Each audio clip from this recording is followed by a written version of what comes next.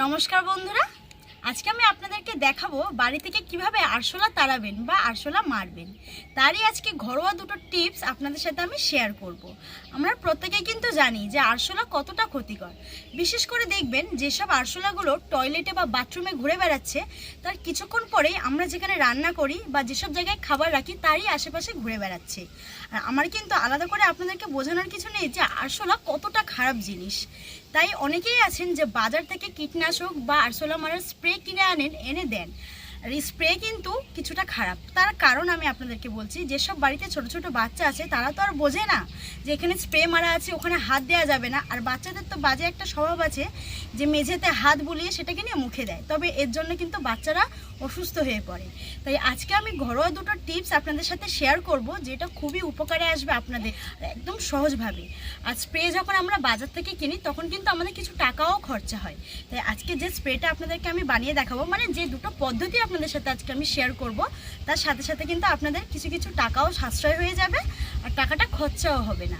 তাহলে চলুন আজকে ভিডিওটা শুরু করে আর আপনারা পুরো ভিডিওটা দেখতে থাকুন। আশা করছি আপনারা একটু নিরাশ হবেন না। প্রথম পদ্ধতিতে আপনাদেরকে স্প্রে বানিয়ে দেখাবো। তার জন্য আমি উনুনটাকে জ্বালিয়ে একটা কড়াইও বসিয়ে নিয়েছি। এবার আমি এই কড়াইয়ের মধ্যে 500 ml জল দিয়ে দেবো।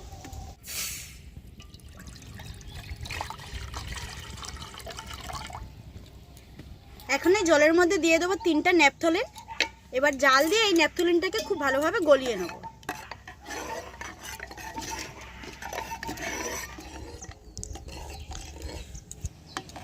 এখন ন্যাপথলিনটা পুরোপুরি গলে আসছে। এবার আমি এই জলটাকে একটা পাত্রের মধ্যে ঢেলে নেব।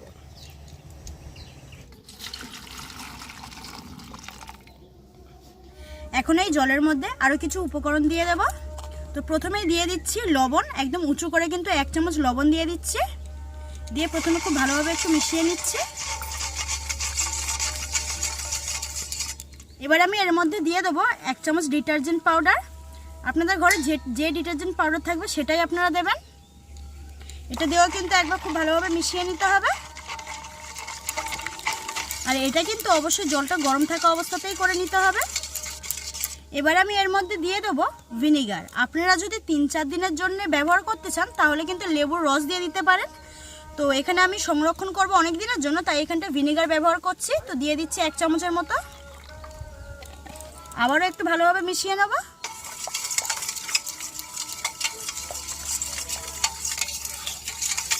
মিশিয়ে নিয়েছি। এখন আমি এর মধ্যে দিয়ে দেবো আরও একটা উপকরণ, সেটা হচ্ছে ডেটল। আপনারা চাইলে কিন্তু স্যাভলনও ব্যবহার করতে পারেন। তো এখানে আমি ডেটলটা 2 চামচ মতো দিয়ে দিচ্ছি। আমি আজকে যে উপকরণগুলো ব্যবহার করেছি সেটা কিন্তু 500 ml জলের প্রত্যেকটা উপকরণ নিয়েছি। আপনারা যদি জলটা বেশি দেন তাহলে কিন্তু উপকরণগুলো সেই মাপে নিয়ে নেবেন। আবারও কিন্তু ভালোভাবে মিশিয়ে নিলাম। লিকুইডটা কিন্তু এখন আমার পুরোপুরি রেডি হয়ে গেছে। তো লিকুইডটাকে ঠান্ডা করে আমি একটা স্প্রে বোতলে ভরে নেব। এই স্প্রেটা বানাতে আপনারা হয়তো একটা জিনিস লক্ষ্য করেছেন যে এখানে যে উপকরণগুলো আমি অ্যাড করেছি একটাও কিন্তু বাইরে থেকে কিনে আনতে হয়নি। যে সমস্ত উপকরণগুলো এখানে আমি দিয়েছি সমস্ত উপকরণ কিন্তু আমাদের প্রত্যেকের বাড়িতেই থাকে। তাই এখানে কিন্তু এক্সট্রা করে কোনো কিছু বাজার থেকে কিনে আনতে হবে না। খুব সহজে আপনারাও কিন্তু বানিয়ে নিতে পারবেন। লিকুইডটা এখন ঠান্ডা হয়ে গেছে। এবার আমি এই লিকুইডটাকে একটা স্প্রে বোতলে ভরে নেব। তার জন্য দেখুন এখানে একটা স্প্রে বোতল নিয়েছি। আমাদের বাড়িতে পুরাতন কলিংয়ের বোতল ছিল, তো সেটাই নিয়েছি। এবার আমি এর মধ্যে ভরে নেব। কাপা একটা বসিয়ে দিলাম। এবার আস্তে আস্তে ঢেলে দেবো এইভাবে। আপনারা তো দেখলেন যে বানানো কতটা সোজা, কোনো রকম ঝামেলাও কিন্তু নেই। একটু ফেনা হয়ে গেছে, তো আস্তে আস্তে ঢালতে হবে, তা নাহলে ফেনাটা কিন্তু বাইরে বেরিয়ে আসবে। এবার এই বোতলের মুখটাকে খুব ভালোভাবে লাগিয়ে নেব। একদম টাইট করে নিলাম। এই স্প্রেটা কিন্তু একদম আমার রেডি হয়ে গেছে। স্প্রেটা মারার জন্য পুরোপুরি তৈরি। এবার আপনারা এই স্প্রেটা কিভাবে ব্যবহার করবেন সেটা আপনাদেরকে আমি বলে দিচ্ছি। প্রত্যেকবারে ব্যবহার করার আগে কিন্তু এইভাবে একটু ঝাঁকিয়ে নেবেন। তারপরে বাথরুমে বা যেখানে আশেপাশে রান্না করছেন, বিশেষ করে রান্না করার পরে সেই জায়গায় আশেপাশে গ্যাসের সাইডে এইভাবে একটু স্প্রে করে দিলেই কিন্তু মানে এইরকমভাবে স্প্রে করে দেবেন। আর যদি আরশোলা আসে, এটা যখন আরশোলার গায়ে লাগবে তখন কিন্তু ছটফট করে মরে যাবে আরশোলাটা। আর আরশোলাও যদি আপনারা দেখতে পান, তখন যদি আরশোলার গায়েও যদি আপনারা স্প্রে করে দেন, সঙ্গে সঙ্গে কিন্তু মরে যাবে, 1 সেকেন্ডও লাগবে না, আমি গ্যারান্টি দিয়ে বলবো। তাই বলছি বাড়িতে একবার হলেও এই স্প্রেটাকে তৈরি করে ট্রাই করবেন, দারুণ কাজ করে। তো আমার প্রথম পদ্ধতিটা আপনাদের কেমন লাগলো অবশ্যই কিন্তু আমাকে কমেন্টে জানাবেন।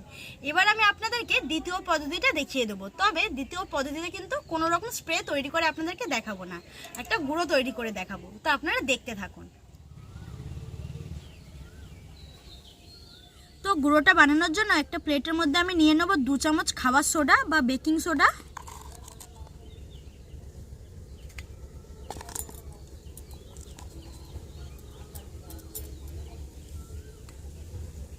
এখন এই বেকিং সোডার মধ্যে দিয়ে দেবো 2 চামচ গুঁড়ো চিনি।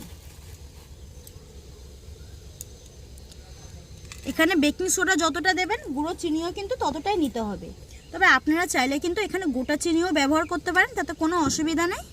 তো এবার এই দুটো উপকরণকে খুব ভালোভাবে মিশিয়ে নেব।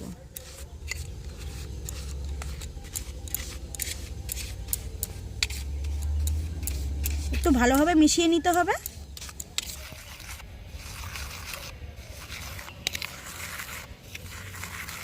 এই দুটো উপকরণ আমি খুব ভালোভাবে মিশিয়ে নিয়েছি।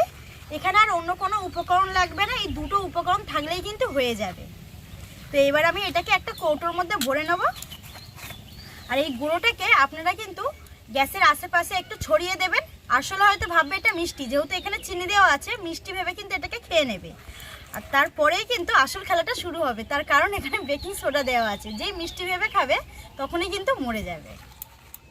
তো বন্ধুরা, আজকে আমার এই আরশোলা মারার ঘরোয়া দুটো টিপস আপনাদের কাছে কেমন লাগলো অবশ্যই কিন্তু আমাকে কমেন্টে জানাবেন। আর ভালো লাগলে বাড়িতে একবার অবশ্যই ট্রাই করবেন, তারপর আমাকে কমেন্টে বলবেন যে কীরকম কাজ করেছে। আর বাজার থেকে কীটনাশক না কিনে এনে বাড়িতে এইভাবে তৈরি করে নিন, তাতে অনেক দিন ব্যবহার করতে পারবেন আর কিছু টাকাও কিন্তু সাশ্রয় হবে।